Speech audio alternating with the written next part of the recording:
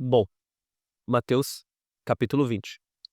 Porque o reino dos céus é semelhante a um homem, proprietário de uma vinha, que saiu de manhã cedo para alugar trabalhadores para sua vinha.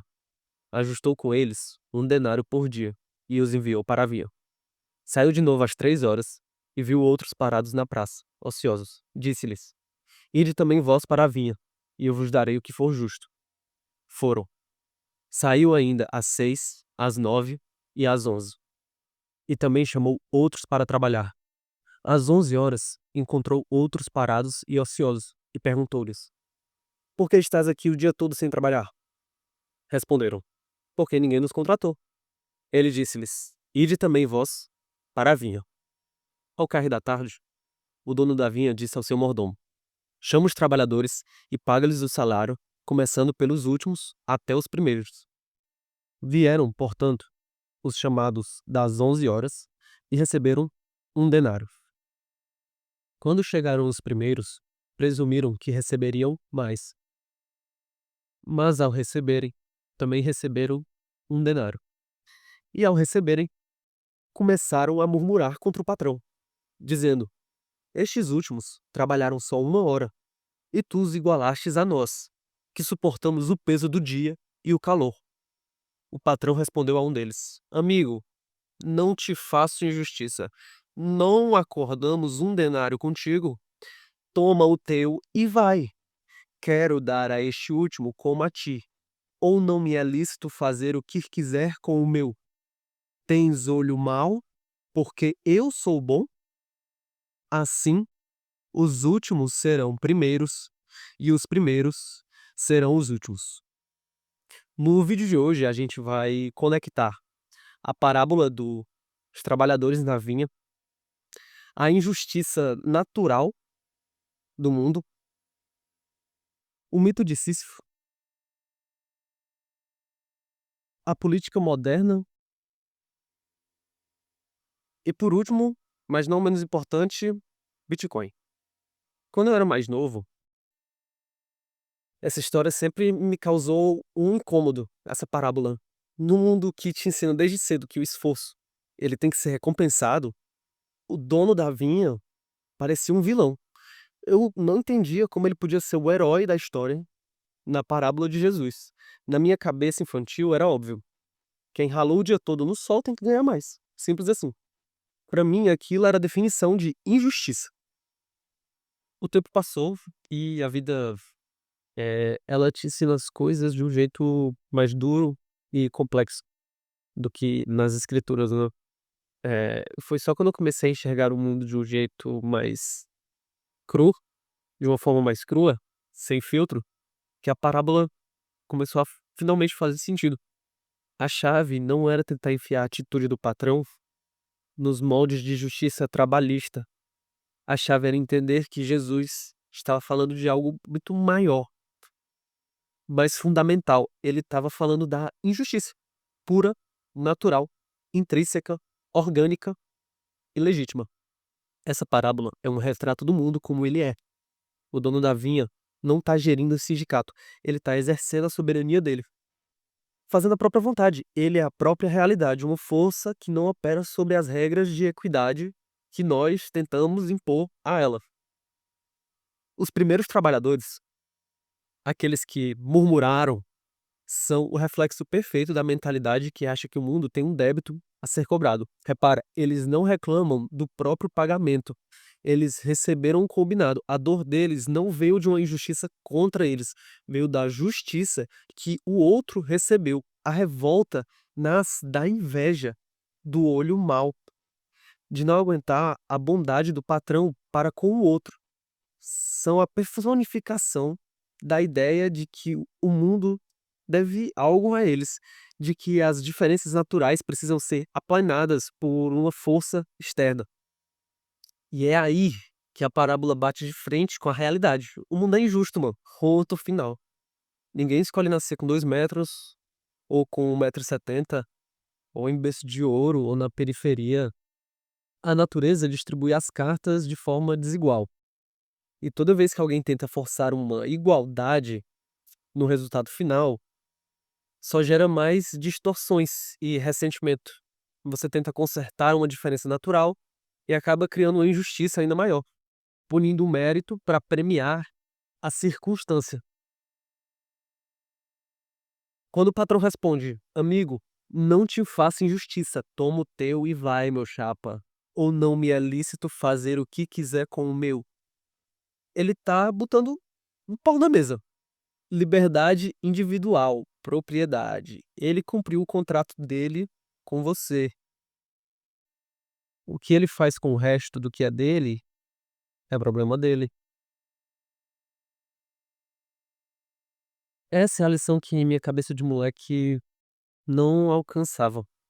A liberdade de um indivíduo para ser generoso ou para agir de acordo com seus próprios critérios não pode ser limitada pela inveja ou pelo senso de justiça de terceiros. Hoje eu entendo. A parábola não é sobre falta de justiça, é sobre uma ordem que está muito acima da nossa ideiazinha do que é justo. O mundo real não é um sistema fechado, onde os recursos e as recompensas devem ser milimetricamente distribuídos conforme o esforço. Ele é caótico e desigual. Aceitar isso não é se conformar, é se libertar. É entender que o nosso foco tem que ser o nosso próprio contrato com a nossa própria vida, assumir a responsabilidade com nossas escolhas, trabalhar com o que você tem e parar de medir o quintal do vizinho. A lição mais brutal é essa: o mundo não te deve nada, compadre. E a paz só vem quando tu para de cobrar essa dívida que nunca existiu. Essa praga do olho mau, essa murmuração dos trabalhadores da primeira hora, é a semente de toda política já conhecida. A esquerda pegou essa inveja e colocou um disfarce de justiça social. E criou um sistema onde burocratas tomam conta da vinha dos outros, confiscam os denários para redistribuir e ficam com a parte gorda para eles. E é isso aí. E a direita é, na maioria, os trabalhadores das 3, das 6, das 9 horas.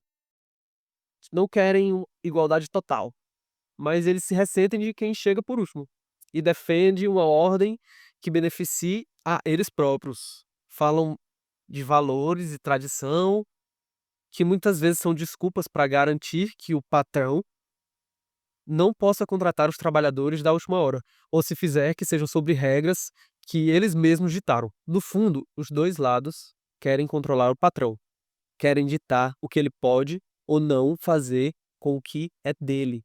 Cara, isso é um exemplo bobo, mas ah, é por isso que idolatrar políticos é a maior ingenuidade que existe. Achar que o candidato a presidente ladrão ou o frouxo vai salvar o Brasil é um ledo engano.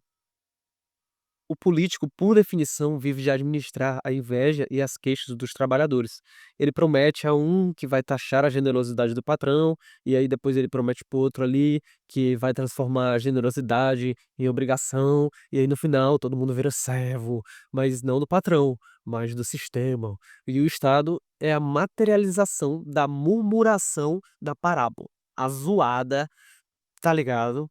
E nesse cenário, a pergunta do patrão ecoa em certo desespero, né. "Não me é lícito fazer o que eu quiser com meu dinheiro? Tenta fazer isso hoje. Tenta usar o fruto do teu trabalho como tu bem entende. Existe uma legião de administradores, fiscais, reguladores, que já decidiram o destino do teu dinheiro antes mesmo de você. Inflação, imposto, salário mínimo são só nomes diferentes para a mesma coisa, a ideia de que seu dinheiro não é seu de verdade." Aí é aqui que o buraco do coelho fica fundo. No mundo onde toda propriedade depende de permissão de alguém, onde tudo é vigiado e pode ser confiscado com uma canetada, como é que um indivíduo pode ter a soberania do patrão da parábola? A resposta não está na política. Não sei se vocês já chegaram a essa conclusão. A política é o jogo dos trabalhadores. A resposta está fora. A única forma hoje de um ser humano poder dizer de forma irrefutável: "Eu faço o que eu quero com o que é meu", chuta aí, como é que o cara consegue? Bitcoin, autocustódia. Oitão já falava, cara. Isso não é conselho de investimento de jeito nenhum, é uma conclusão filosófica que a gente tá tendo junto, não é isso? O Bitcoin é guardado por ti, por você mesmo, com as suas chaves privadas, não é um ativo dentro do sistema dos murmuradores mimizentos. Ele é um sistema próprio, a máquina da verdade implacável. É o denário digital, que não pode ser confiscado, que não pode ser movido sem a sua ordem. É a redescoberta da propriedade absoluta, numa era em que a propriedade é relativa. É o dinheiro do indivíduo soberano. Ter Bitcoin em autocustódia é sair do debate dos trabalhadores, do burburinho. É um êxodo silencioso e pacífico do sistema gerido pelo Estado. É olhar para a esquerda e para a direita e entender que eles só estão brigando para ver quem vai administrar a sua servidão. Quando você adota uma propriedade soberana, você deixa de ser um trabalhador se rasgando, implorando por justiça e se torna, na sua escala, o patrão. O que você faz com o seu dinheiro passa a ser problema seu, responsabilidade sua e liberdade sua. A verdadeira jornada não é escolher qual grupo de trabalhadores murmurantes tem a razão da briga. É perceber que você não precisa participar dela. A escolha da nossa era não é entre partidos, mas entre ser o servo de um sistema da inveja ou ser um soberano no seu próprio sistema de responsabilidade. A parábola nunca foi sobre salário, sempre foi sobre soberania. E essa percepção, essa aceitação visceral da soberania do patrão e da murmuração inevitável dos trabalhadores é a virada de chave. Não se trata de um mergulho no niilismo ou na depressão.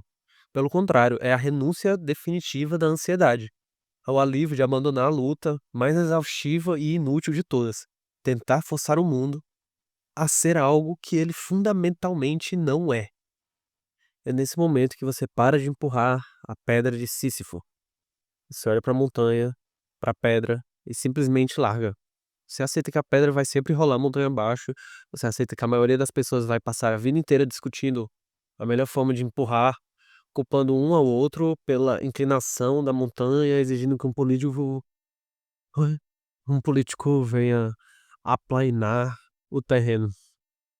A libertação não está em chegar no topo da montanha, está em abandonar a tarefa. A paz não está na vitória, está na renúncia. E isso traz a gente de volta ao ponto principal, que a injustiça do mundo não é um acidente, ela é previsível. É o sistema operacional da natureza humana. Políticos sempre vão surgir para explorar a inveja. As massas sempre vão trocar liberdade por segurança. O Estado sempre vai tentar expandir o poder, diluindo o valor do teu trabalho através de inflação para financiar as promessas vazias. Isso é observação de milênios, não é de décadas, não é de séculos, é de milênios de história registrada. É tão claro quanto dizer que o céu é azul, ou que o cachorro late, ou que o gato mia. Aceitar essa previsibilidade é o que te livra da raiva e da indignação que consome tanto a sua energia. Você para de se chocar com a corrupção, de se frustrar com a burrice do coletivo. Tu entende que tudo isso é só o ruído de fundo da vinha, entendeu? Da grande vinha. E a sua preocupação muda do impossível de querer mudar o mundo para o essencial, que seria assim, como eu consigo mudar o mundo das pessoas que importam pra mim, das pessoas próximas de mim, da minha família, dos meus amigos. Essa visão das coisas não é sobre desespero, é sobre clareza. E com a clareza vem a calma. A calma de quem entende as regras do jogo e decide jogar um jogo diferente, num tabuleiro diferente, um tabuleiro onde ele e somente ele é o patrão. A verdadeira jornada é, em última análise, uma jornada para dentro de si mesmo. Ela te força a abandonar o coletivo como fonte de salvação e a encontrar a soberania no indivíduo, que no final das contas é a menor minoria, não é assim? O mundo é, na verdade, um grande teatro. Os políticos são os atores principais de uma peça que o roteiro já está escrito.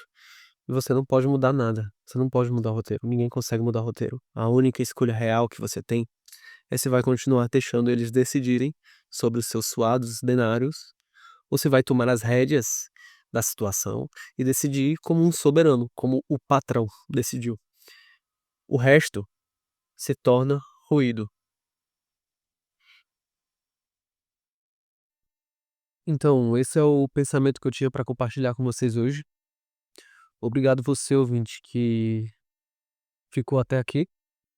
Convido você a deixar o gostei, se gostou do vídeo, e a comentar, que vai ser uma honra responder o comentário de vocês.